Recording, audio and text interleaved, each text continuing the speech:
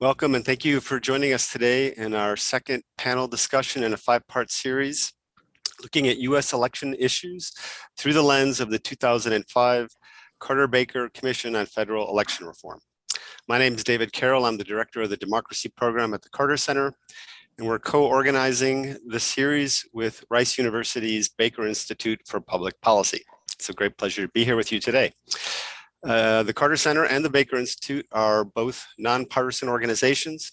We were founded by former President Jimmy Carter and former Secretary of State James Baker.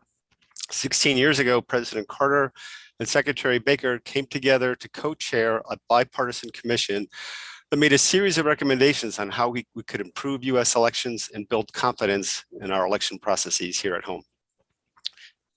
Today, election reform continues to rage.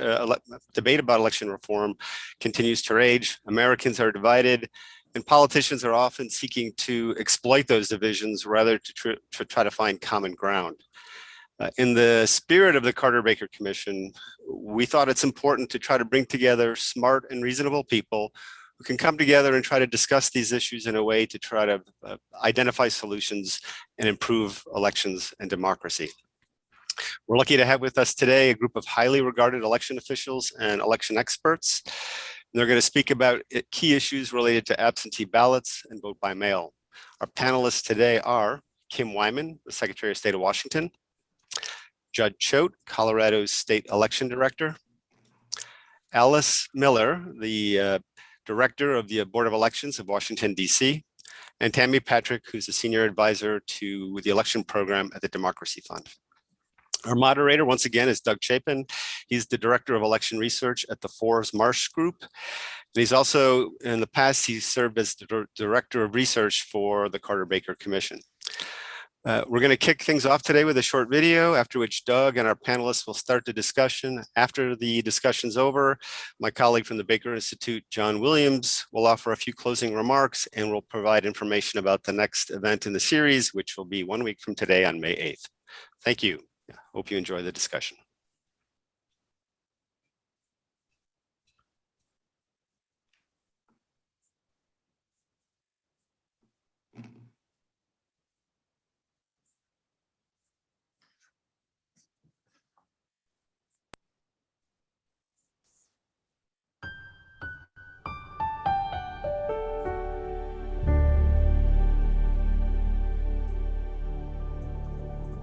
In 2005, the United States was in its fifth year of efforts to reform its election system.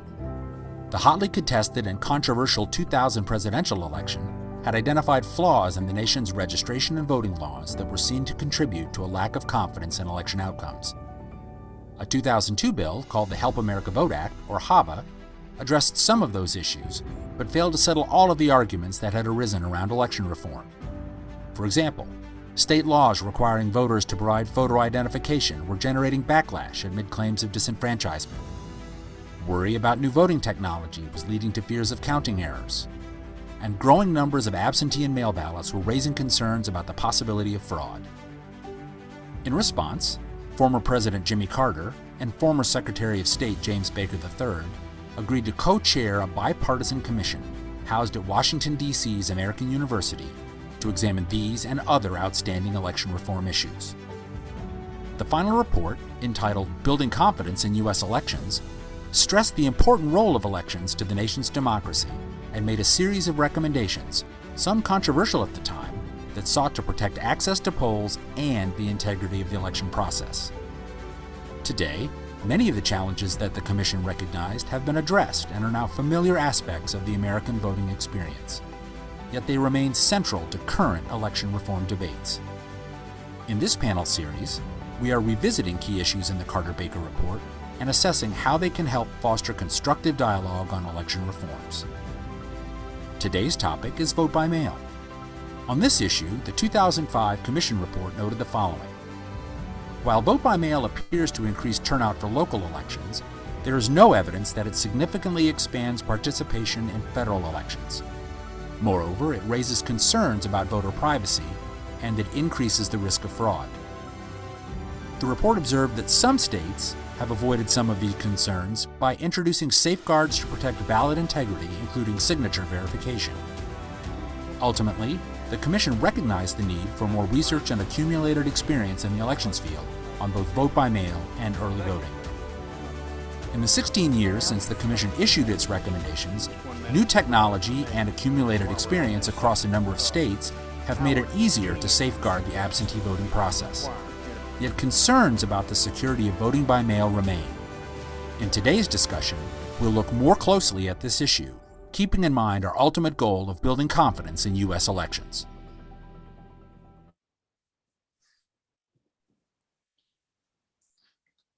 Wonderful. Well, thank you everybody for joining us today. As David mentioned, my name is Doug Chapin with the Forest Marsh Group in Washington, D.C. I'm really honored to be a part of this ongoing panel to look at the Carter Baker report from 2005 and what it can tell us about some of the big issues of today. As the video mentions, today's topic is vote by mail, which became much more important in 2020 than maybe it had been in previous election years. So really delighted to have our panel join us, especially Secretary Wyman, Tammy Patrick, Director Miller. We're still looking to connect with Judge Choate of Colorado, but hoping he'll be joining us shortly. But want to thank all of you for being with us for what we hope will be another substantive and bipartisan approach to this very important issue. Secretary Wyman, can I start with you?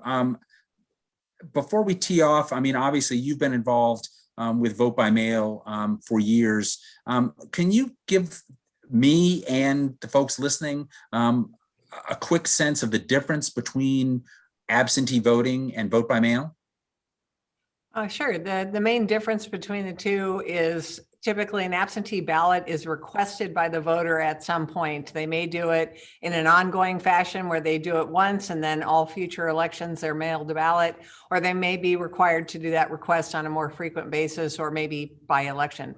In a vote by mail environment, you are sending every eligible voter a ballot preemptively, whether they've requested it or not.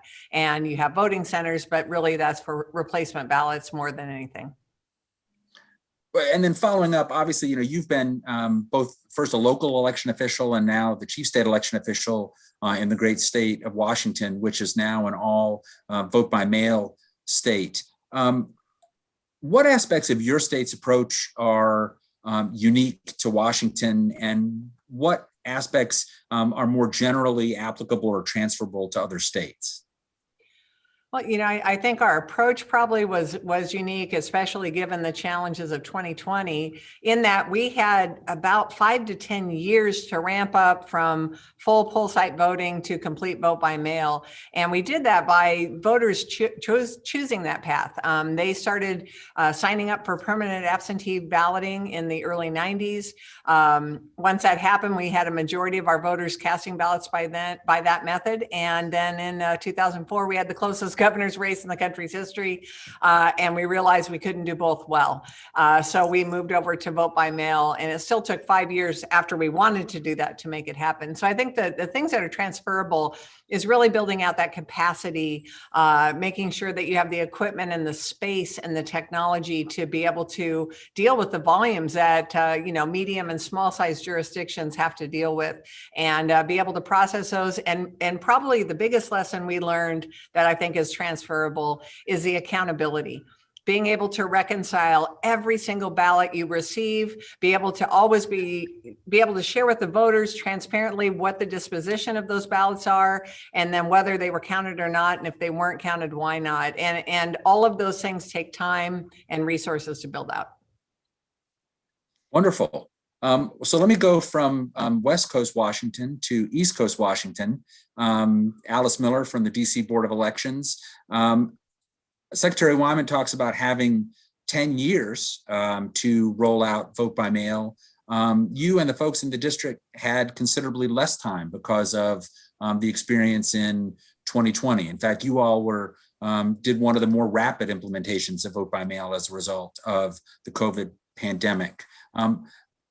What one issue or issues from that rapid implementation stood out the most to you?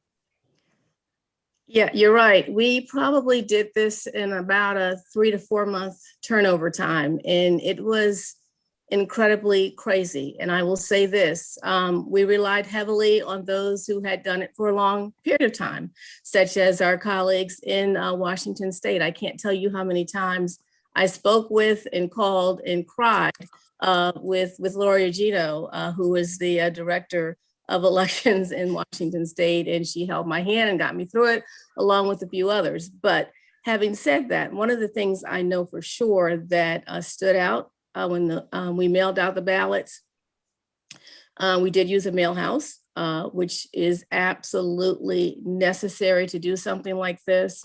Postage, return postage, incoming, outgoing, all of that. And when we saw the ballots coming back in record numbers, obviously there was the requirement to be prepared to process them.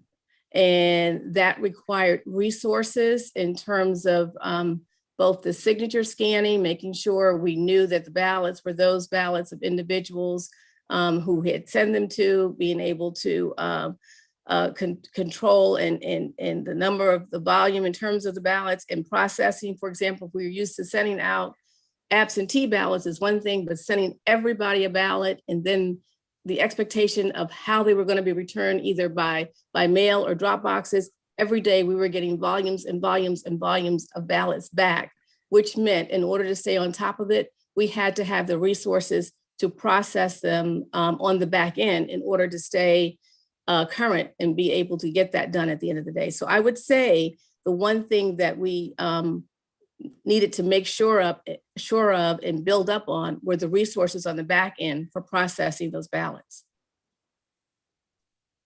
Almost like a be careful what you wish for. You send out all those ballots and somebody sends them back. Well, thank you for being here. Sure. Tammy Patrick, you've been involved with vote by mail for quite a while, first as a local election official in Maricopa County, Arizona, and then as a member of the Presidential Commission on Election Administration, and now as an advisor to the Democracy Fund here in the DC area. What issues to you are most important in the area of vote by mail right now, and why?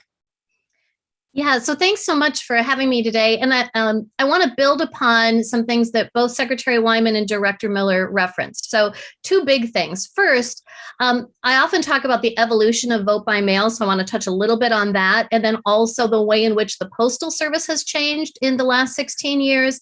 And then also reference very briefly that we need to remember about some of the contextualizing of what we saw last year and what we've seen historically. So first, the evolution. When we think about the number of people who have voted by mail across the country, I often picture what we refer to as the snow globe of elections that Charles Stewart at MIT has put together. And it basically shows that, 16, 20 years ago, voters were in fact going to the polls on Tuesday. And when voters are provided additional options and when and where to vote, they tend to fall away from that Tuesday voting experience and either migrate towards voting by mail or voting at home or voting early in person. So we know that when voters are given that option, when the excuse requirement is removed, when they're allowed to sign up onto a permanent early voting list, and then that list inflates and gets so large with so many voters that it doesn't make sense, as Secretary Wyman mentioned, to continue to have all of those polling places open on election day when 60, 70% of your voters are voting by mail, and you transition to a full-on vote by mail system. Now, some states will do that for local elections first. Maybe municipal elections can be all by mail, and then county elections can be all by mail, and then statewide. So there's really this process that we go through. And as we saw in so many states last year, they leapfrogged some of those stages and went directly to that full-on vote by mail system because of a global pandemic. We also need to remember that in the last 10 to 15 years, the Postal Service has changed dramatically in the way in which they process their mail and we receive mail. Mail no longer goes across town. It now goes to a processing plant where it's scanned for both security reasons of being able to track ballots, as well as then it's returned back to your home, your hometown or city, depending on where the processing plants are. And that takes time. And so we need to make sure that voters understand that. And then lastly, the important piece of this is contextualizing the partisanship or the partisan angles and aspects that have been elevated in the last year. Prior to last year, it was absolutely the case that vote by mail and early voting were part of the Republican strategy. And so last year we had a presidential candidate that called into question the legitimacy of that. We had questions around the new Postmaster General that was appointed last year. And all of that created really an environment where mis and disinformation was allowed to percolate and to spread in such a degree that it was weaponized against a whole track of ways in which Americans vote. Tens of millions of voters for years have had their ballots handed to them by their postal carrier and not a poll worker. So I think it's really critical in this day and time that we step back and realize what are the decisions that are being made. What facts are they based on? Or is this in fact based on, the spread of misinformation via the social platforms? A perfect example is, the audit that's happening in Arizona right now. There's all sorts of things on the internet today about watermarks on ballots. Well, Maricopa County's never had a watermark on a ballot, has nothing to do with what's happening there. But yet we live in an environment where that's being weaponized and used as a bludgeon against election officials. And that's really, truly unfortunate, especially when you think about this all occurring in a global pandemic. Of course, voting by mail was the healthiest way for people to participate and make sure that their voices were heard. And in fact, last year at the beginning of the year in the primaries, about 75% of voters were saying, yeah, I'm going to vote by mail in November. But with the rhetoric and all of the information and misinformation that was spread, those numbers actually were not anywhere near that. I think we ended up at about 50% of the voters cast their ballots. I think it was 48% by mail. Thank you, Tammy. In our first panel a couple weeks ago, I think misinformation and disinformation was a huge theme. And unfortunately, vote by mail was not spared during the 2020 elections. I'm going to come back to auditing and the Postal Service in a little while, but I guess I want to start the three of you with a more general question. There's been a lot of discussion, really both in the aftermath of 2020, but really generally with the spread of vote by mail about whether or not vote by mail actually increases turnout, or at least improves access to the ballot for folks who might not otherwise get it. What do each of you think about that? About just in general and in the way vote by mail is implemented across the country? I won't cold call, but if Secretary Wyman wants to go first, I feel bad going first every time, so I didn't want to jump in. We've obviously been doing elections by mail for a long time and have a lot of data. And it really points to probably the biggest impact is on local elections. We see higher turnout for our bond and levy elections and a special election, for example, or our primary elections than our counterparts in other states consistently. And even the bigger elections, a general election, a presidential election, we're always within the top 6 to 10 states for turnout. And I think that's true for all of the vote by mail states. We're always near the top, but it doesn't guarantee the highest turnout, certainly. And it is one factor of many. But I think overall it does engage people because you're reminding them that there's an election, 15 to 20 days before. You're sending them a ballot, you're empowering them to vote when it's convenient for them. And the more you do those things, the better your turnout's going to be.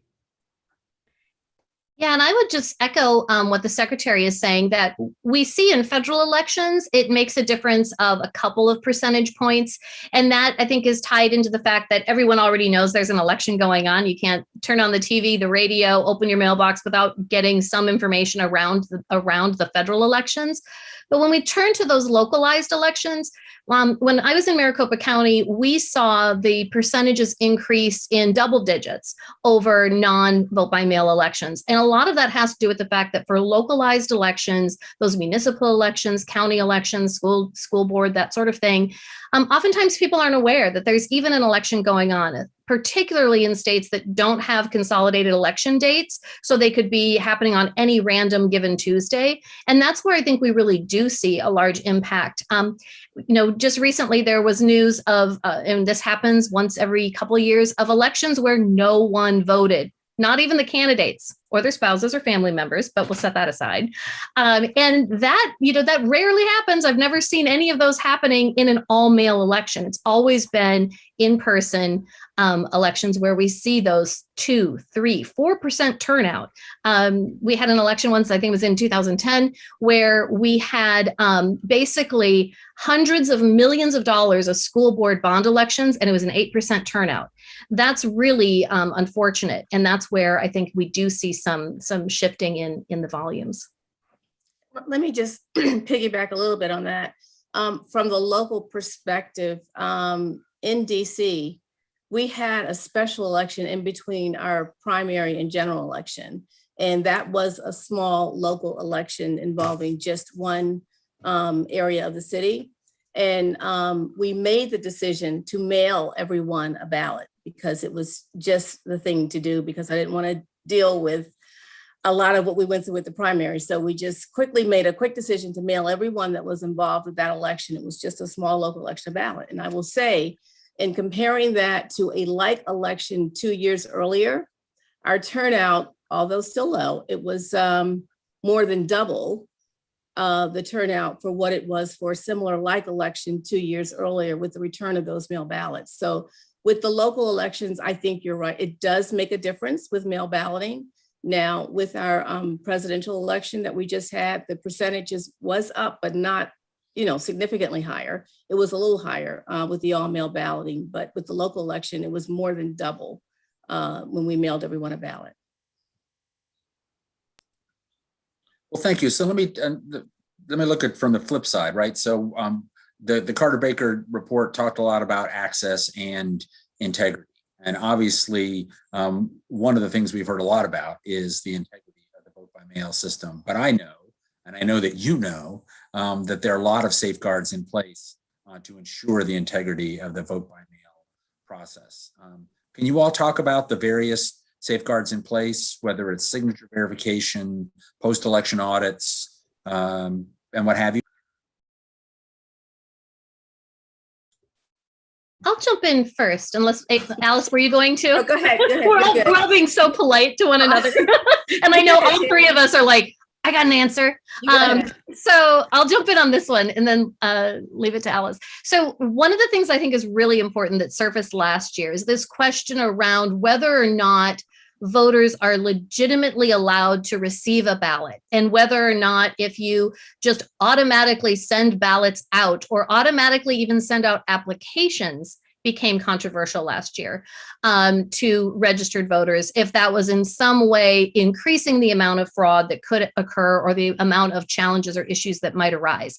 And here's what I think is particularly problematic about that, is that we have safeguards around our voter registration list. Voters who register to vote are in fact taking a proactive step forward to say, I want to vote, I want to participate, I'm interested in this.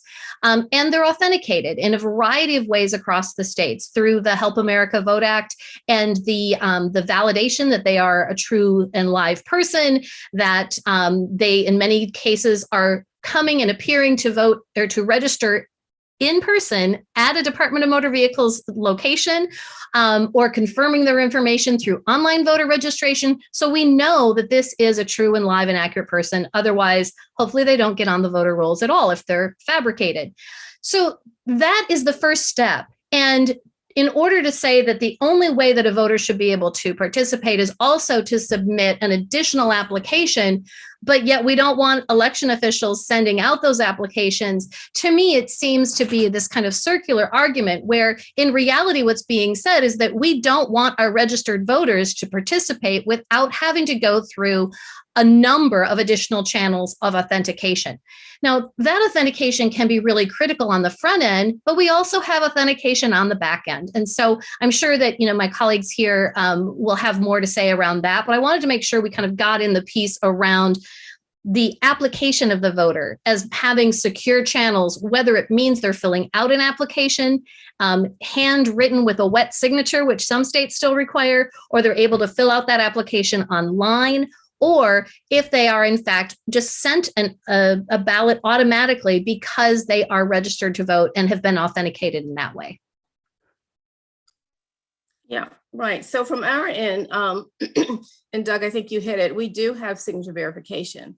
Every ballot that comes back through the mail, we verify the signature against our signatures within our system. And of course, it's very time consuming, but that is what we do. And then if there's an issue with the signature as to a match, we will not reject the ballot. We put it aside and we ask for the voter to provide, something where they can do, where we can verify that it is the voter signature. We will contact the voter and we go through that process. So we do want to keep the integrity intact where it needs to be. I will actually say this, I think it's more security with the mail balloting process than there is with in-person. Somebody shows up, they vote, and we don't have voter ID. I'm not saying that we should.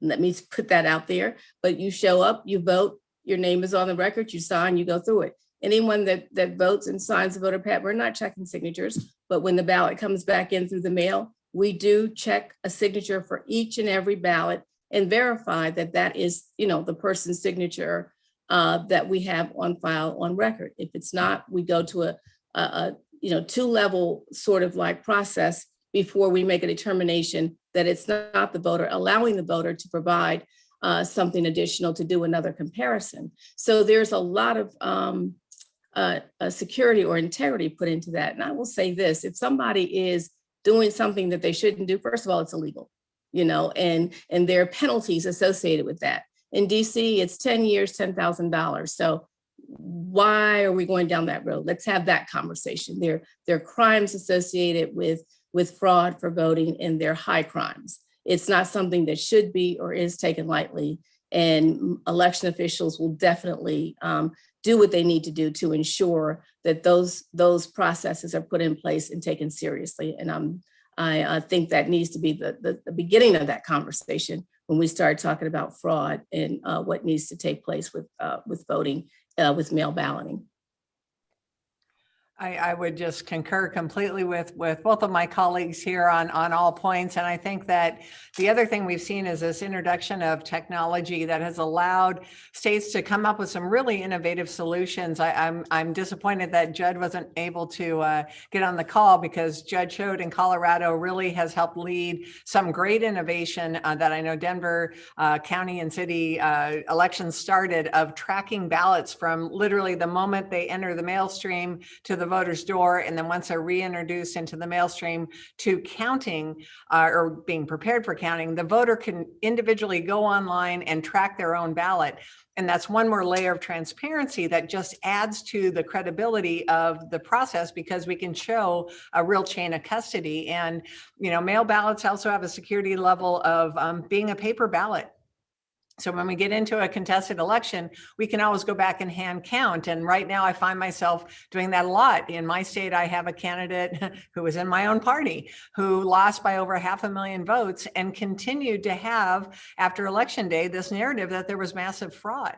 And, so it's these are all tools in the toolbox for election officials. And I think what we all really have to push back on is Director Miller is absolutely right. These are high crimes, and election officials take it seriously. And if you rob a bank, there are consequences. If you commit voter fraud, there are consequences. But the reality is that these administrative processes are being politicized. And both parties are doing it. So I'm not picking sides or pointing blame on either side. Both parties do it. I think right now it's one party doing it a little bit more coming out of 2020. But we have to push back on these claims, especially when they're wild and it is misinformation and disinformation, and talk about all of the security measures in place, because we have multiple layers, and that accountability and that reconciliation is another part of it. So there you go. And then speaking of reconciliation, talk to me a little bit about auditing. Obviously, post-election audits have become much more important in the field, obviously not just in vote by mail ballots, but even in Arizona, where the very, I know that I would call it an audit, whatever the procedure is that's going on right now, there was an audit that was performed. So, I would just love to hear from any or all of you, what role does auditing play in the process, and how does the fact that we have a tangible paper ballot contribute to that ability? Okay, I'll jump in first, because this one I'm so tired about hearing of forensic audits. I don't even know what that means. What I do know is election officials across the country, including mine here in Washington, that's all we do is we create an audit trail. In every election, no matter how small or large, from the moment we start defining the election until the moment we get ready, 22 months after the election, and destroy the records that need to be, that sounds terrible. We get rid of the ballots that are no longer used so we don't junk up storage facilities. All that, every step of the way, we are documenting and auditing and checking and verifying the tabulation machines. We're doing logic and accuracy tests on the coding to how many ballots we printed, how many we sent to voters, how many we have at polling sites and voting centers, how many we spoiled because they weren't used. All of those audit points, the dual control environment we operate in, are like a bank. And that's the easiest way to explain to the average person. An election is a lot like a bank. We build in a lot of things to prevent fraud. But ultimately, if someone wants to shove a gun into someone's face at a teller, they can rob it. And at the end of the day, they'll be prosecuted on the backside. And elections are the same way. And we're gonna account for your ballot in the same way your bank accounts for your money. And yeah, there we go. Yeah, and let me just piggyback on that. The audit process begins at the very, very beginning of the election process. And not only is it the auditing, but it's transparent. It's all very transparent. Anyone can come in and watch it and look at it. We've got videos of it, tapes of it. You can see it. It's nothing secret about it. It's all very open and clear for anybody to see. So audits are important. We do them. We let everybody know we're going to do them. We tell you where we are. Come on in, watch. So it's a very important part of the process, and it's keeping records. It's keeping track of things, and we keep them for an extended period of time, as Secretary Wyman says, 22 months until after the election, as required by law. And we keep them, everything is secure in a vault in our situation, so that no one can get to them, in a secure vault, and so that they can't get wet and all of that. I mean, we go through very, very high standards. The measures are high to make certain that everything is put in a place where it needs to be in a secure manner. So we can always go back and check our work and make sure that it's okay. And again, it's open for anyone to come in and look at during the process, after the process, or anywhere in between. I'll say that what is happening right now in Arizona, I find deeply troubling. And I think that all Americans should really be paying attention, because this is outside of our democratic norms in this country. I served in Arizona, in Maricopa County, when Arizona implemented the hand count audit. I oversaw our reconciliation or our accounting audit, the balancing of how many people checked in, how many ballots do you have, how many were cast. That's kind of a reconciliation or accounting audit. The hand count audit is a random sampling of the physical paper ballots or the paper records. We had, our touchscreens had a verifiable paper audit trail against what the machine said was counted. So I saw all of this starting more than a decade ago. And every election, those audits occur in Arizona. They happened in 2020. The Arizona's hand count audit is actually conducted by the citizens of Arizona. The political parties put forth bipartisan teams to hand count those ballots, and they found zero discrepancy in Maricopa County. What's happening now is beyond what normally occurs, as was the forensic audit that the legislature called for earlier this year. And the two voting system test laboratories, or VISTLs, because we love our acronyms in elections, there are two test laboratories in this country that test the voting equipment for the United States Election Assistance Commission. Those were the two test laboratories that went in and looked over Maricopa County's setup, their systems, their technology. They found nothing. But that did not answer and resolve the questions that were in people's mind. So now they have possession in the Coliseum in Phoenix of 47 pallets of voting materials, live ballot, the official ballots, equipment, the envelopes. And I'm so concerned because there is a lack of transparency. Yes, it's true that they have cameras on, but the cameras haven't been functioning at all times. They're not allowing the press until today to actually be present. They weren't allowing observers unless you were a registered voter in Maricopa County, submitted a resume along with 3 letters of recommendation, but they weren't being forthright and forthcoming on who was making the decision on who could be an observer or not. These are not typical characteristics of an election audit or an election process that should be open and transparent, all policies, procedures, and determinations. So this is very, very concerning around what's happening in Arizona. And we know that all across the country, legislators and others are leveraging what they believe happened in 2020 in states like Arizona or states like Georgia, and using that as information and reasons to make changes in their own states. And that's problematic because they're basing those decisions on mis and disinformation rather than the truth and facts. And that's where I think we all need to be concerned when, in fact, a true and accurate and fair election is still deemed unacceptable or called into question in the United States, because that's the very heart of a free and open democracy, is that we believe the outcome of an election, that we have channels to ensure that it was accurate. And so those channels were all exhausted in Arizona. They went through the court channels, and what they weren't able to get an answer that was satisfactory in the courtrooms, they're now taking up under Capitol domes all across the country. And I think that should have us all really paying attention to this to make sure that we don't take too many steps backwards.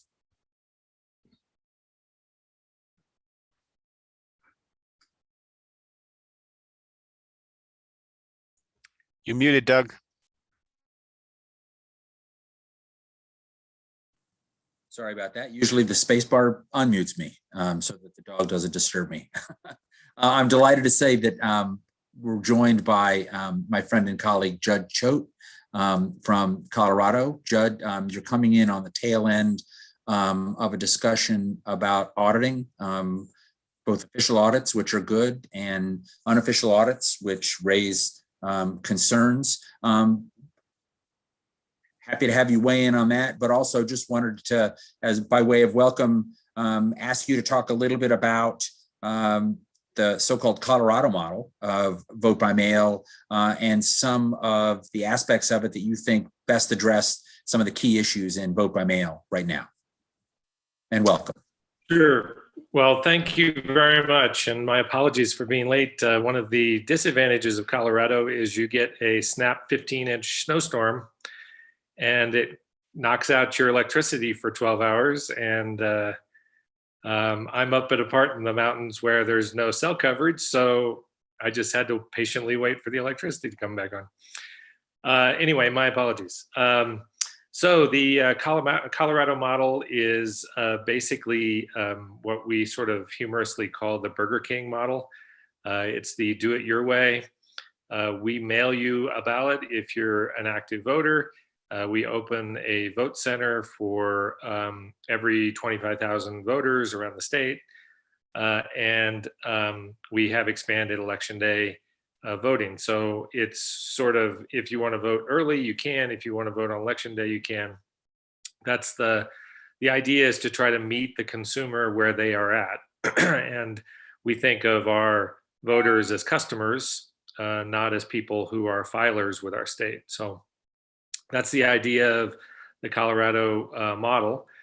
And so far, I think it's worked pretty well. We have a very high turnout, and it seems to meet the voters' needs to try to aggressively get ballots to them in ways that they can securely vote. On the audit question, and as you are correct, I'm coming in at the end of this, so I don't know if you've already touched on this, but I mean, one of the things that is disturbing about what's happening in Arizona is that it's upending what is already a well thought out and legally binding process. So they have statutes that legislators have written, their colleagues, and perhaps even those people who voted in favor of this extra examination of the ballots. They are the people who very likely had some hand in writing the current legislation, which requires a post-election audit in Arizona. So they are effectively saying they don't believe in the audit that they crafted in law. And there really are ways that we, as an elections industry, can take auditing to the next level. Colorado does risk limiting audits. I believe Secretary Wyman and Washington also does risk limiting audits. There are really very sophisticated ways in which we can do a full-scale audit of the way in which an election was conducted to determine whether the right winners won, kind of guarantee the proper determination of outcome. And, go down that path. If you have concerns that the elections that were conducted in your jurisdiction weren't conducted fairly, there are ways that you can verify that outcome without sort of creating this super legislative way of recalculating an outcome, which is very heavily weighted on human beings who are the people who, frankly, are the worst counters of ballots. So there are ways to overcome those concerns. Doug, I'd just like to add another point and kind of take this up to a whole nother level, because going back to this idea of really trying to politicize administrative functions, what we're seeing in Arizona in particular should alarm every American, because when you start, when you make a law, ideally, or a policy or procedure about elections, you do it before an election. And everybody knows, in an ideal world, everybody knows what those rules are, and they apply in the election, whether you like the outcome or not. And it guides things. And we saw that in 2000. And of course, the Carter Baker report is the other side of it, where we tried to make sure that those things didn't happen again. We've seen it in many high profile state elections across that 20-year span, where at the end of the day, what were the rules in place at the time? In 2000, we didn't have voter intent rules. Now we do as a result. The problem with what's happening in Arizona is the outcome, and now you're just making stuff up. We're going to do an audit. We don't have any boundaries around the audit. We don't have any rules. We have no chain of custody. We're giving pallets of ballots and ballot materials to people who have no legal, not only authority, but responsibility, accountability for those materials. So if 10,000 ballots go missing, who's going to be responsible? And so I'm more worried about the long-term precedents that this action by this legislature is going to have nationally, because guaranteed, and this will not just be Republicans in one state doing it, it will be legislatures on both sides of the aisle, because once you open this door, we can just change the rules if we don't like the outcome. And even if we don't change the outcome, we undermine people's confidence in it. And that's the heart of what I think all of us are saying is, our job is to make the losers believe they lost. And now you're undermining it. All you have to say is, I don't believe I lost. And because we're in the majority, we get to really undermine it at an official level. And it's frightening. And I will just tag on to that the elections, just by virtue of having an election, you will have winners and you will have losers. And the losers are never going to believe they lost. But traditionally and historically, conceding the race is something that was just an assumption that everyone would do. But once we start having candidates that refuse to concede, even though that concession has no legal bearing, we're seeing it play out in what it means in the public square, what it means to voters. It continues to perpetuate the myth that, in fact, their loss was not in any way correct, that there was some sort of malfeasance, something that went awry, not just that they didn't get as many votes. So this is a nice segue to a question that I wanted to ask. And I have a pretty good idea what you're all going to say, but I want to hear you say it anyway. Legislatures seem to be, I mean, they're always active after elections, but they seem to be especially active right now in the area of election law in many states. To what extent should legislators not just be listening to, but actively consulting election administrators at the state and local level before, during, and after they make changes to election laws? In other words, should legislators be talking to election officials and not just about them?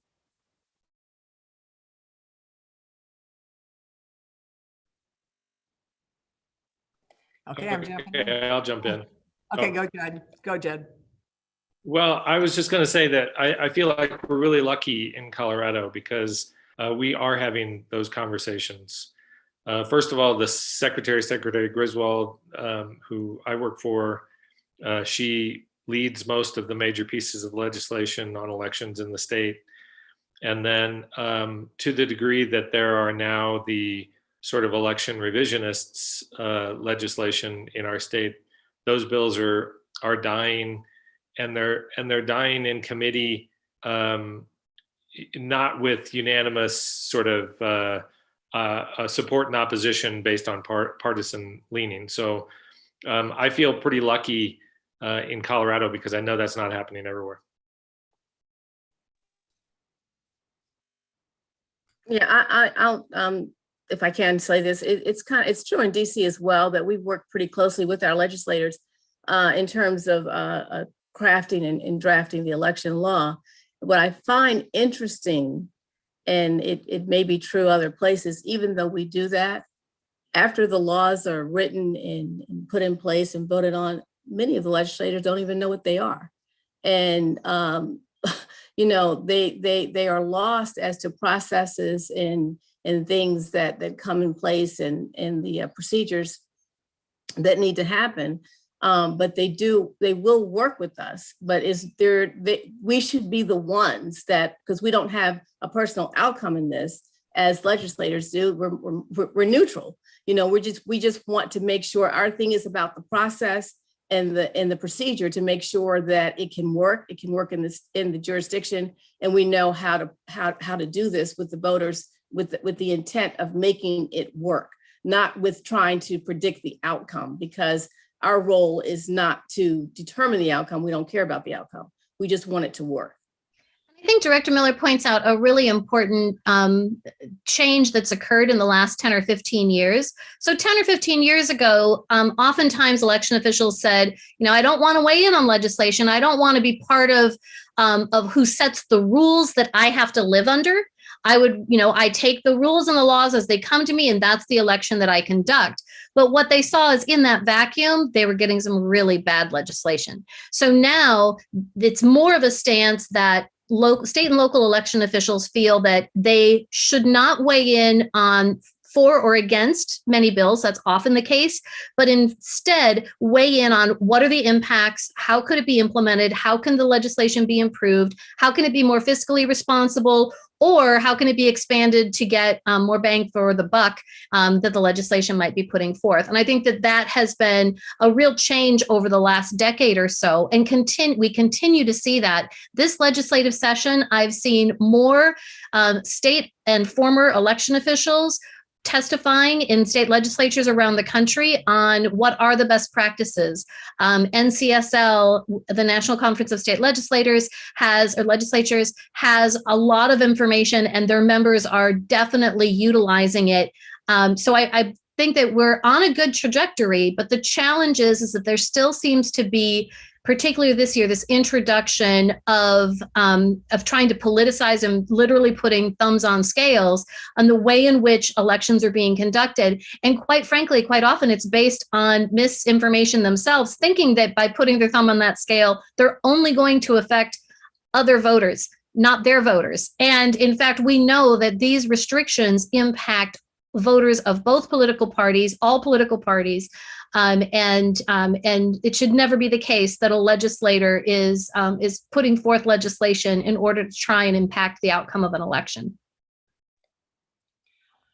And here in Washington, definitely what Tammy just discussed, we've seen where our local election officials really pulled back. Oh, we don't want to set policy. We'll let the legislature tell us, and we'll just do whatever. And I think what I've seen, now that I've crossed over, I guess some would say, to the dark side, and I'm on the state side now, what we've seen is, particularly in 2020, a couple laws that were passed, they had to implement, and they're calling us going, what do you mean we have to do this? It's like, yeah, that's what the law says.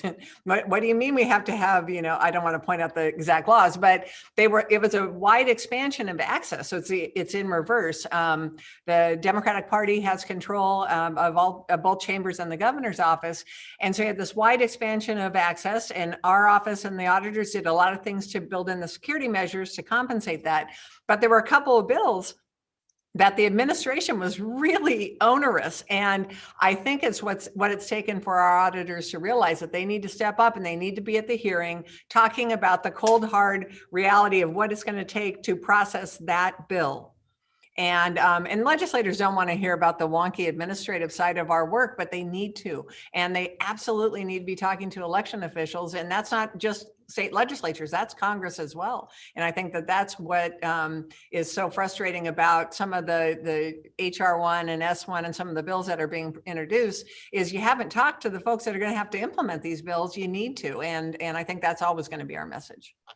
Can I add one other little thing, or Alice, if you wanted to go? No, I was just going to piggyback actually on what you said, Tammy, and that is from the perspective of you implement these bills and you put these things in place, but then there's a cost, to get it done. And oftentimes they forget about that. They just want you to do it, but no one's taken the time to examine the fiscal impact.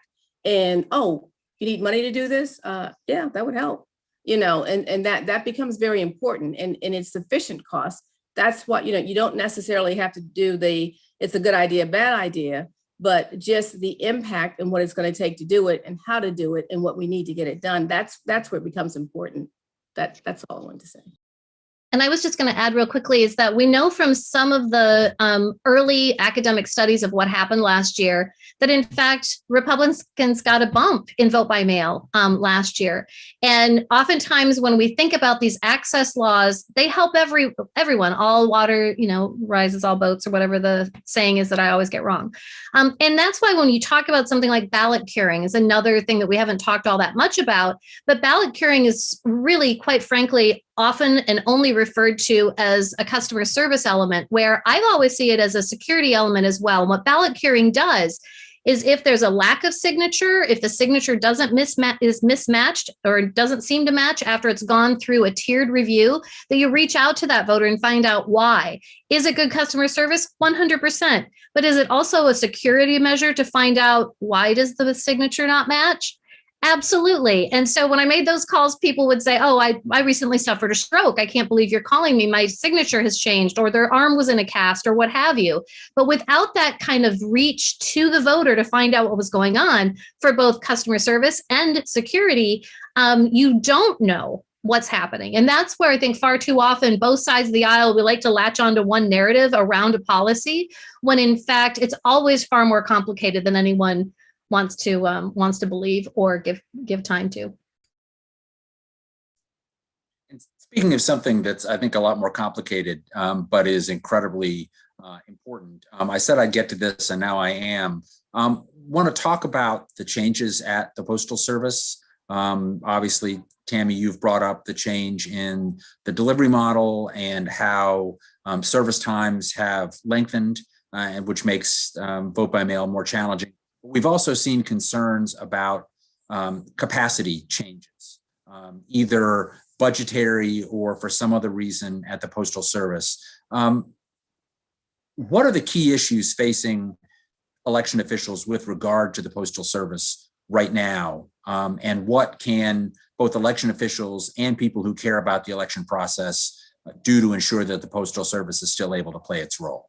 And I'll throw that out to everybody, not just Tammy.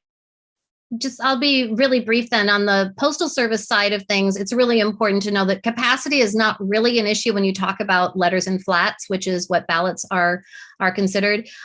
Packages, however, in a global pandemic, when everybody's shopping online and at home, that's a whole different thing. So quite often when we hear about capacity, those two things get put together. One of the most important things that election officials can do is what was referred to earlier, and that is to use ballot tracking. Make sure that they're using intelligent mail barcodes on their ballots. In 2018, the Postal Service created a ballot service type ID to increase the visibility of ballots in their mail stream to make sure that they know where ballots are. So now we just need election officials to make sure that those tracking implements are on the envelopes. Legislators need to address the dates and deadlines for when a voter can sign and make sure that they also allow for ballot curing. And the Postal Service needs to continue their efforts to really enforce their policies that have been in place for years, including things like prioritizing ballots, doing the processing plant sweeps, ensuring that postmarks are occurring on ballots. Unfortunately, there's been some reporting of last year where there wasn't a lot of accountability being held when those traditional and standard practices were not being done. And we need to make sure that we have a Postmaster General in place and a Board of Governors in place that will ensure that those policies and procedures are not only being articulated verbally, but are actually being done in the plants. Yeah, I'll agree. I think the intelligent mail barcode is absolutely 100% necessary for sure. That helps significantly with voters being able to track their ballots. And I'm going to step out here a little bit more aggressively than Tammy and just say you got to put pressure on the Postal Service. I think we kind of did that from an election official's perspective, which resulted in getting things taken care of a little differently than what I believe thought was going to happen. And so we were able to get some support and agreement with these mail ballots being processed a lot quicker than initially it was thought it was going to happen. So that has to continue, not only from an election official's perspective, but from members of the public as well.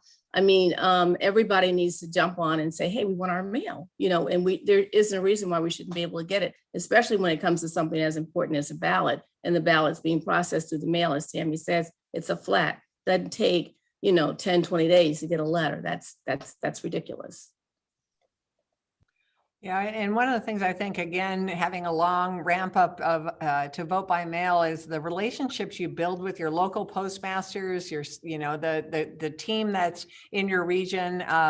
We did a postal task force here in Washington that kind of dovetails nicely into the national postal task force, and so our counties are really engaged, and they know the people in charge in our region. They know their local postmaster, and they're once a year at least they're meeting with them to talk about the upcoming year, and they're getting into the weeds of just the processes. So when things happen like they did last year, you already have those relationships established, and you can kind of just ask the hard questions. So what does this mean? And then the counties can make their adjustments as they need to.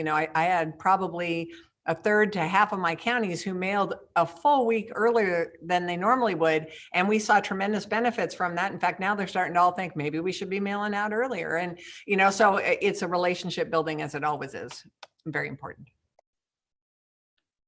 And then I'll just add basically to everybody's pieces. Unfortunately, we had to sue the USPS twice last cycle.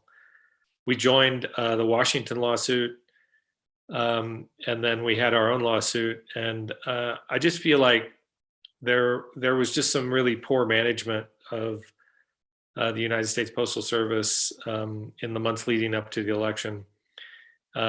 Great example was a postcard that was sent out to all of our addresses in which it said, sign up to get your mail ballot. Well, in Colorado, you don't have to sign up to get a mail ballot. And then it said, remember, you have to mail in your ballot no later than 7 days prior to the election. Well, in Colorado, 75% of the ballots that are returned in an election are hand delivered, and you have through election day to be able to hand deliver that.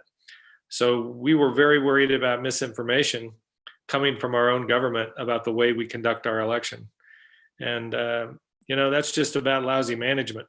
And when we confronted the United States Postal Service about the wording on that postcard, they were very enamored with the wording and could find no problems whatsoever, even when we pointed them out to them. So we had to go to federal court and get what is pretty much the most aggressive U.S. District Court opinion I've ever read, where a judge basically said the United States Postal Service was wildly in the wrong, and even after that, they frankly still kind of stood by their policies. So I feel like it's a management issue. We have great relationships, and we have good policies that have been built up over years and years, and we just need them to work with us to do things which will, make election mail work. And we just didn't get a lot of that last cycle. So I would just have a little bit of time left, but we've had a couple of really, I think, interesting questions from the audience that I'd like to toss out. The first is on the cost of vote by mail. And the question is whether or not vote by mail systems are more expensive than other systems. The questioner is asking, is there standardization in cost among 50 states? The answer to that is no. That the uniform system we have is that everyone does it differently, and can't believe it. No one does it like they do. But to folks here and Alice, given that you all were sort of on a forced march to vote by mail, is vote by mail more expensive than other systems? If so, why? If not, why not? It's not inexpensive. We had to obviously ramp up to get this done. So some of the things that we had to put in place this year, we will have in place going forward. Obviously the postage, we did return postage, as I said, ingoing, outgoing. So that won't change. That will still be a cost that we'll have to put out. Again, the mail house, I will never do this without having the support of a vendor taking care of the mailing. So that will be a consistent cost. Now, what we did do this time that I think will minimize some of the costs is we had a lot of vote centers open. And so we needed to balance the number of vote centers against what was really needed with the return of the ballots coming in by mail, but we had nothing to judge it with and couldn't base on anything. And some of our elected officials were a little worried. So there was some force to keep more vote centers open than we kind of felt were necessary. And so that then dealt with hiring poll workers and, paying for vote centers and extending those periods a little longer. So we did put out quite a bit of money, but I think going forward, even though it may not be less, it certainly wouldn't be any more. On the convenience factor, it's easier to process on our end, obviously, because we wouldn't need the poll workers or the number of poll workers or the number of polling places and the amount of equipment and all of those kinds of things, which would be minimized going forward if we were to continue to do more mail balloting, even though we'd have vote centers. It just wouldn't be the number. And so everything would gradually be reduced so that folks would be more used to getting the mail ballot and responding to mail ballots, which still everyone did vote by mail ballot more so this time than they did showing up in person and voting in person for the November election.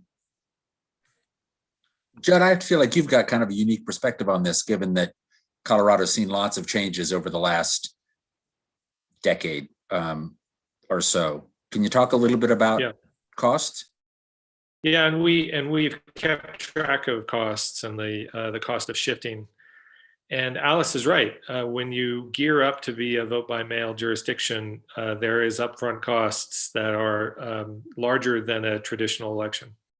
But very quickly over time, you will begin to save money, and you'll save a lot of money, because the largest expense in an election is humans.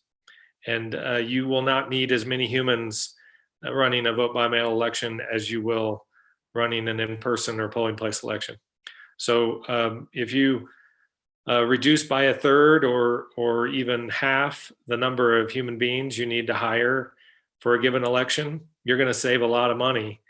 And as you become more familiar and more comfortable with the technology and begin to be able to process those ballots more quickly, and build up signatures so you can do signature verification quickly, it's just it's a much easier, much more streamlined process. So we anticipate that our jurisdictions save, around a third of what it would cost them if they were running polling place elections. And I would just add to that, the most expensive way to run elections is to run all the elections in all ways. So making sure that a voter has to send in an application. Last year, our back of the envelope cost seemed right around $1, is a fairly conservative estimate for each voter that has to send in an application for each election. Also, you get efficiencies if you move to a permanent list where you don't have to process hundreds of thousands. When I was in Maricopa County, we were processing hundreds of thousands of applications for every election. We couldn't get them in the system fast enough to get the ballots out to voters. So when you do that, your ballots are going out across a greater amount of time. Whereas if you have a permanent list or you go all vote by mail, all your ballots are mailing out within a given timeline, and you can get cost efficiencies by mailing in bulk. There are all sorts of other things that you can do to cut down your costs that you incur if you spread out that practice over days or even weeks. So there are a lot of economies of scale that can be done.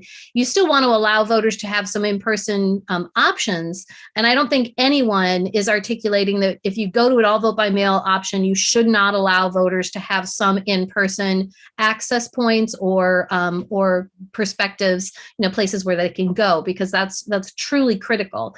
And far too often that gets conflated by people saying, oh, they just want everybody to vote by mail and not be able to vote in person. And that's not the case when you listen to actual election officials. Yeah, I would mirror everything everyone has said already. And I think what our experience here was, we transitioned over to vote by mail right when HAVA was being implemented. And it was, that was the hardest decision I made as county auditor, was to make the call to cut over completely to vote by mail. But it was absolutely driven by how much our costs at the polling places would go up. And I couldn't justify this huge expense when only 40% of my voters or 30% of my voters were even going to be eligible to go there. What we found in the long run is it's kind of a wash, but that those efficiencies have really been gained. And I think the other thing, when I look back at 2004, which was the last time we were a poll site state, we depended on people, hundreds of people, thousands of people who worked in each county on election day, that if we were lucky, we got to train for 2 hours a year. If we were lucky, they worked for us 6 days a year. And the full success of the election rested on these temporary workers who worked a 16-hour day. Their average age was 70, and they were set up to fail, quite honestly. So, I think we've gotten better with modern era, voting centers and polling places and things, but it's still very labor intensive, as Jed was saying. And there's a lot of risk, I think, and a lot of potential for error, because you just don't have the resources to really make those polling places and vote centers completely successful. Hey, just one more thing on that, Doug. Please. Really all vote by mail is a ballot delivery device. You can either come in and we will hand you a ballot across a counter, or we will mail it to you. That's all vote by mail is. And so like Tammy was saying, You can vote that at home, or you can come in person. You can bring your ballot in person and vote it in person if you'd like. We'll put you in front of a machine and you can vote it on a machine. I mean, all it is an effort to get a ballot into the hand of a voter. I think people see it as much more conspiratorial, or they see it as kind of a big policy choice. It's really not. It's just a way to get the ballot there. Well, wonderful. We're just about ready to wrap up. One more question, and just kind of a speed round with everybody. We've talked a lot about misinformation and disinformation. What's one thing you think folks can do to help assure voters that vote by mail is not as problematic or is as useful as you all believe it is? Well, I think it goes back to auditing and then getting the word out. You have to have a good process, a process that's public, something that people can see and be a part of. Most of our major jurisdictions film it, so the whole thing is live streamed, and then get it into the press, get it into people talking about it. We post on Facebook and on Twitter and so forth, so that people can talk about the good news, talk about the right information, as opposed to sort of conjure up the wrong. I would say that increased use of that ballot tracking and having a system that pushes out the information, that doesn't rely on the voter to have to go out and poll. So they don't have to go to the website to put in the information about, who they are and then see the status of their ballot, that they get an automatic text message that pushes through to them saying that their ballot was received and the signature was verified.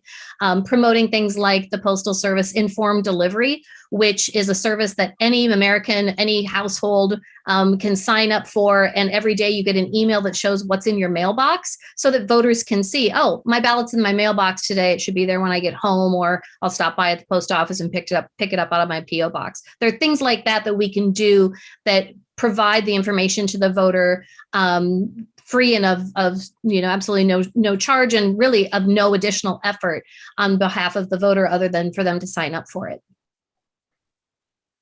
Yeah, so I agree with all of that, and we did a lot of each of those things. But one other thing that I think is important is from our end, we held a lot of town hall meetings where we actually spoke with people, and we had one-on-ones with individuals who may not have had access to technology, for example, but we could meet with them and tell them what was going on and what to expect and how to expect it, and ask them to pass it on to their family and friends, and to know what the information is, and to know what to look for. And if you have questions, call us or whatever. So again, the one-on-one communication with individuals, in addition to all of that, I think is important, and it worked well for us. So that's something else to consider as well.